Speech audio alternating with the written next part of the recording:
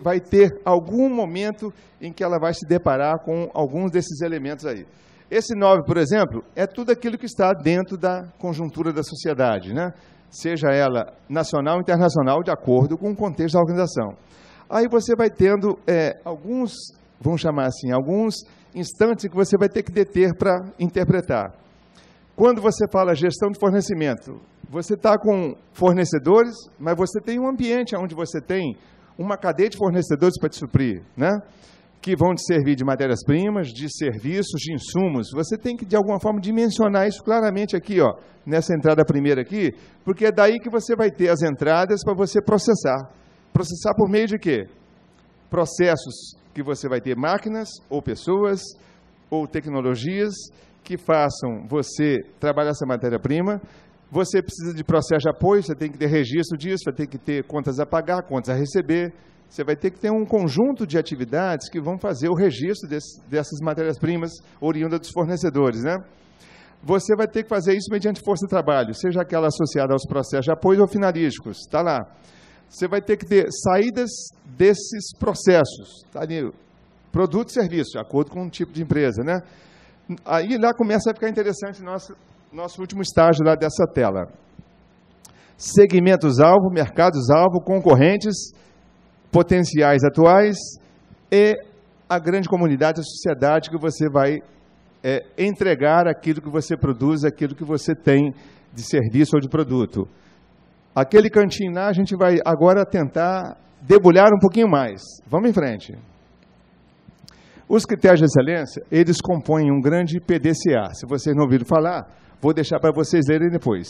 Os critérios, os 3 primeiros critérios, os 4 primeiros, aliás, eles compõem o planejamento da organização, e aí precisa estar os indicadores e as metas que você quer atingir. Vai em frente. Você realiza tudo por meio de pessoas e processos, também não tem dúvida, vai em frente. Você checa isso quando você pega os resultados e avalia se eles estão de acordo com aquilo que você almejou. E, por último, você age corretivamente com informações, com conhecimento, e a partir da análise daqueles resultados que você acabou de fazer. Então, você tem um PDCA em tudo aquilo que é o conjunto dos critérios e dos fundamentos. Vamos em frente. Aí a gente só quer dizer que o relatório do PQRio, candidatando ao PQRio, tem 500 pontos, ele está também guarnecido pelos 8 critérios, 7 de enfoque e aplicação, ou os processos gerenciais, e o 8º de resultados.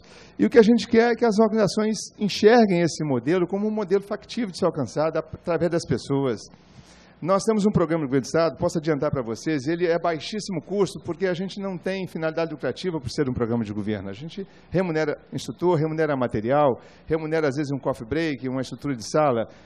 Não é uma coisa que a gente faça para fazer disso uma fonte de renda. Pelo contrário, a gente quer estimular que as organizações possam aprender o modelo e fazer desse modelo, aliás, um objeto de valor e que possa garantir o sucesso e a aprendizagem desse negócio, dessas organizações. Vamos em frente. Aí vem instrumentos utilizados pelas organizações, são 18 itens, fora os 6 de resultados. Se vocês vão ler depois com calma, né? Pode ir em frente. Aí vem o critério 3, conforme ele é constituído. O critério 3, ele só tem 2 grandes itens. Isso. 2 grandes itens. Vamos começar agora a entender um pouquinho mais esse negócio, né? Que é o motivo da gente estar conversando aqui, ó. Você vê que eu já levei o quê? Meia hora só falando sobre todo o conjunto da obra. Nós vamos levar pelo menos uns 15 minutos para falar de detalhes, mas vocês vão levar para casa as telas e esse paperzinho aí de 4 páginas para vocês exercitarem um pouquinho também.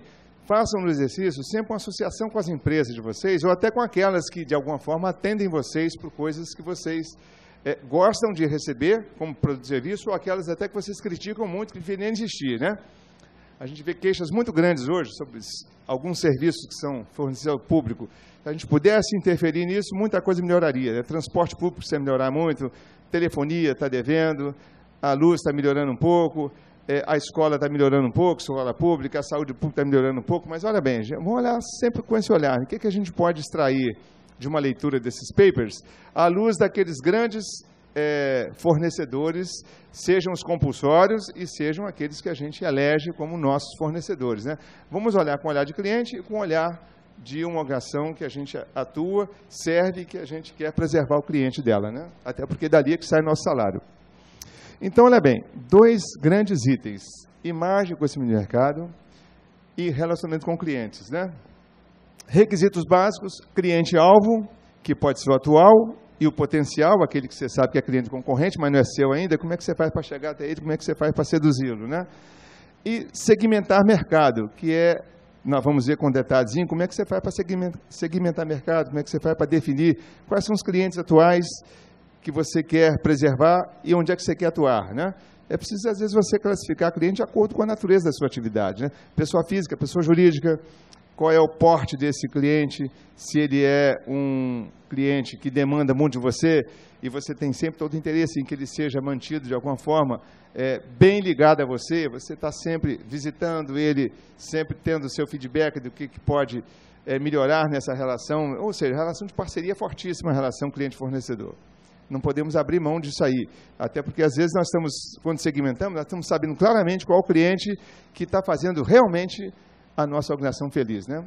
Vamos em frente. Esse sujeito todo mundo conhece, Philip Kotler.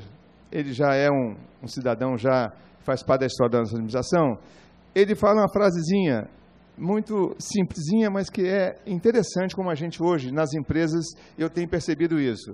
Hoje, por exemplo, a gente quase não tem secretária, não tem office boy, tem muita coisa que antes você tinha pessoas designadas para aquilo, e hoje não tem. Ou seja, nós estamos nos tornando polivalentes, né? Todo mundo na empresa tem que fazer quase tudo um pouco, até às vezes servir um cafezinho para a visita, né? Tirar uma copa xerox ali, né? Olha só, a gente já passa a ter uma atividade muito intensa em relação àquilo que é o nosso tempo da empresa. Nós somos muito cobrados.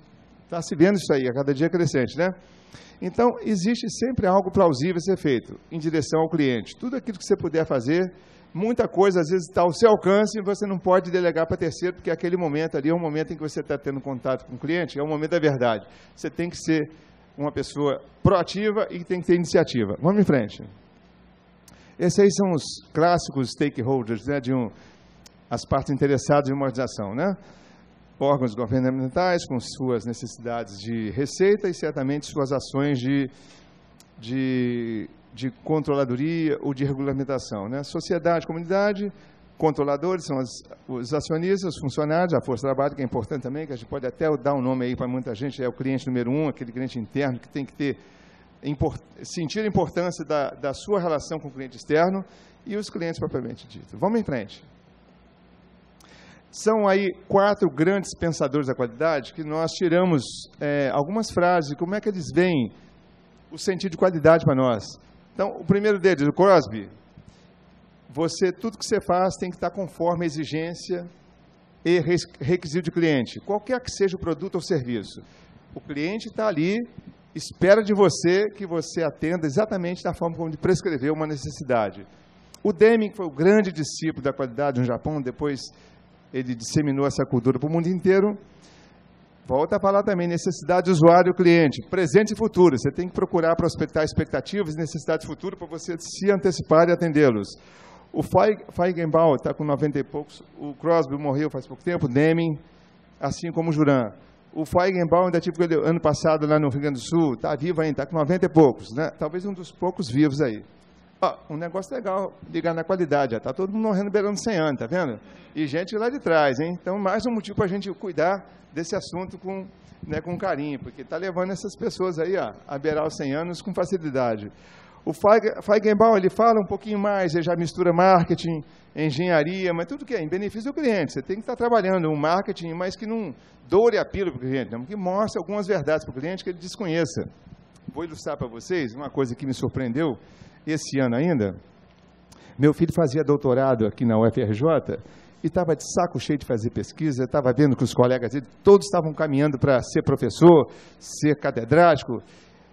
Ele falou, meu Deus, eu não quero esse negócio para mim não. Aí conversou comigo, falou, meu filho, você está com 2 anos, já falta 1 ano e pouco para você terminar o doutorado, termina o doutorado, depois você caminha. Não, eu estou saturado, o que eu faço? Resultado, ele descobriu uma empresa chamada Life Technologies, que é uma organização já com renome mundial nessa área de pesquisa.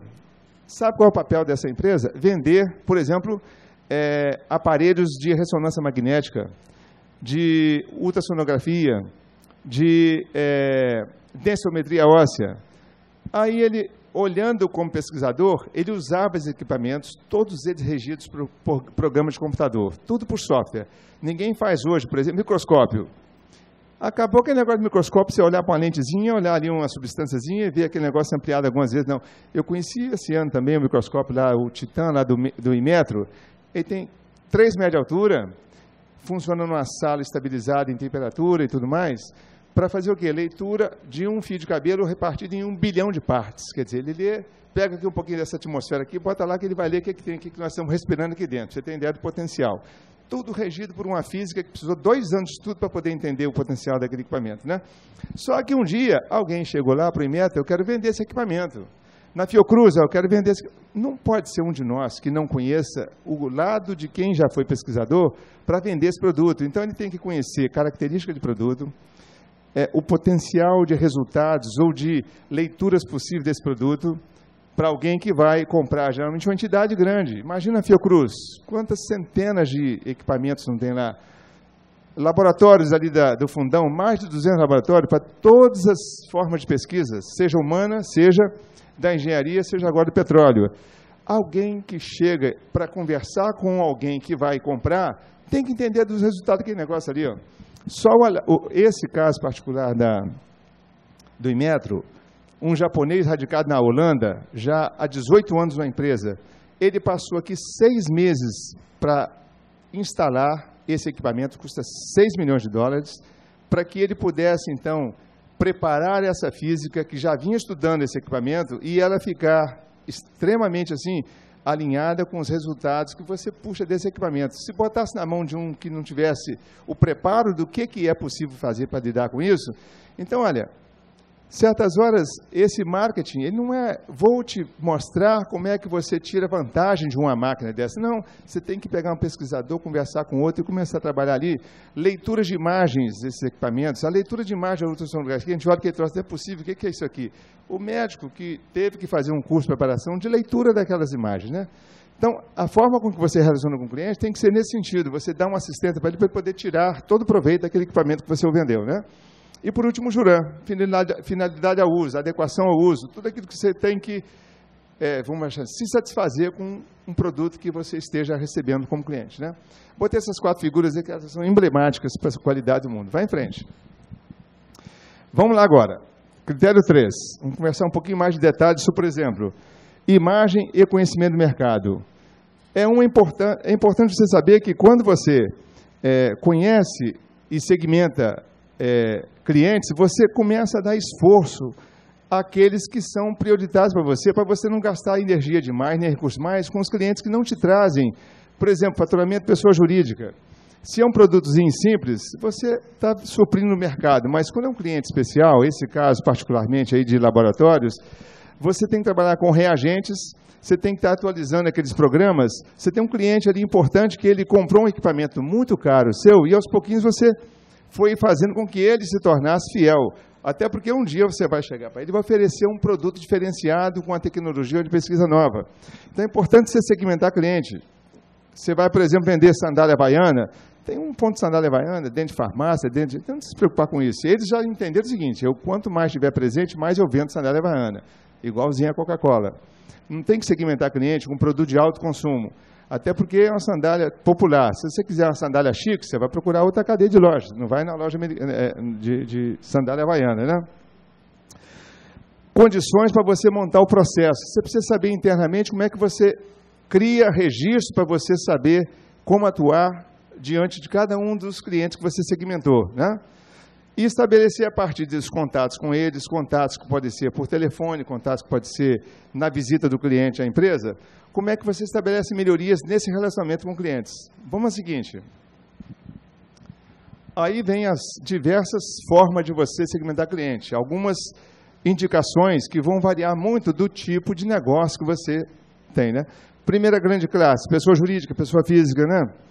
Você tem necessidades, expectativas diferenciadas para cada grupo desses aí, né? O grau de importância em relação, por exemplo, à questão da geração de receitas, o significado estratégico desses chamados clientes, alguns deles são importantes para você, como aconteceu agora recentemente, como é importante para a Delta Engenharia ter clientes, pessoa jurídica, pública, né? As declarações de ontem me deixaram de queixo caído. Pô, que investimento legal, eu dou 30 milhões para um político, entrar em negócio de volta para caramba. É triste a gente escutar isso, mas é a forma de atuar deles. Você vai dizer o seguinte, se não fosse a Delta, ia ser alguma outra? Com toda certeza. Alguém ia ter que fazer a junção aí, porque não tem como você ter uma organização só de engenharia para fazer tudo. Elas repartem direitinho esse bolo, né? Mas é o quê? É o significado político, às vezes, de uma relação. Vínculos associados. É aí o que você vai estabelecer, de acordo com o seu negócio, algum tipo de vínculo, né? De relacionamento. Você vai ter que chamar esse cliente, certamente para um café da manhã, vai chamar para uma sala como essa, é um produto novo para vocês, aí eu acho que vai caber para vocês. Aí 3 ou 4 acham que tem a ver, outros acham que não. Imagina esse ambiente de copiadora, onde a Xerox, até uns 10 anos atrás, era absolutamente quase que um monopólio de copiadora. Hoje não, você tem 300 outras concorrentes. E com isso a Xerox perdeu espaço para outras empresas que vieram oferecer o mesmo produto, mais barato, copiadora. Hoje, então, essas nossas máquinas que a gente usa em casa, né? Como esse negócio ficou barato? Hoje em dia parece que até o cartucho está mais caro do que uma copiadora em casa, não é isso? E uma copiadora que faz tudo, que faz scanner, etc. Né? Dividir o time entre consumidores idosos e velhos são duas categorias de pensamento diferentes. Você tem que saber se o produto seu atinge mais uma faixa ou outra. Se você tem para os dois, passa a ter, né, um carinho especial na hora de você segmentá-los, né? Varia sempre, né? Tipo de negócio, tipo de produto, tipo de serviço, você vai ter que categorizar de acordo com as necessidades. Esse paperzinho aí vai dar para vocês aí uma espécie assim, de ilustração do como é que pode ser trabalhada a questão de segmentação de mercado. Vai em frente. Aí, ó, mais uma separaçãozinha do que pode ser feito com segmentando clientes, né? Faixa etária, gênero, pelo menos 3, hein, gente? Região geográfica. Você vai ter que ter consumidores, de acordo com a região, eles vão ter um perfil diferenciado. O tipo de produto ou serviço, categoria econômica, escolaridade, pessoa física e jurídica, já falamos, e outros critérios que vão de acordo com a característica da organização. Pode ir em frente. Identificação de mercado.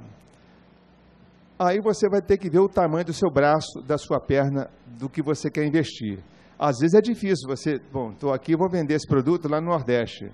Tá, 2.000 quilômetros, você vai fazer como? Você já quer chegar lá? De que forma? Faz uma pesquisa antes, né? Contrata uma prestadora de serviço para você pesquisar se já compensa você